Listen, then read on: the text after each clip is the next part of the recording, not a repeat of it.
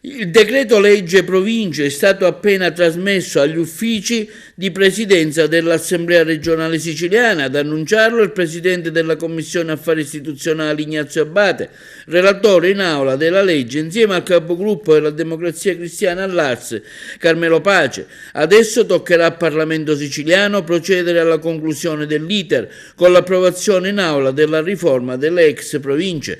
Abbiamo atteso la fine della finanziaria e come promesso stiamo presentando il testo al Parlamento, ha dichiarato l'onorevole Ignazio Abate della DC.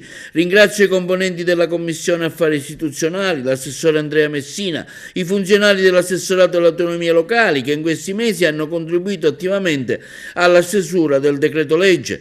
Vogliamo quanto prima che venga approvato in aula in maniera tale che i cittadini possano recarsi alle urne il più presto possibile e tornare a votare i rappresentanti delle province, rilanciando così i territori che negli ultimi 10 anni sono stati abbandonati e mandando definitivamente in soffitta una riforma che si è rivelata fallimentare sotto tutti i punti di vista. Abbiamo mantenuto l'impegno con i siciliani, consegnare al Parlamento già a inizio anno il testo della riforma delle ex province.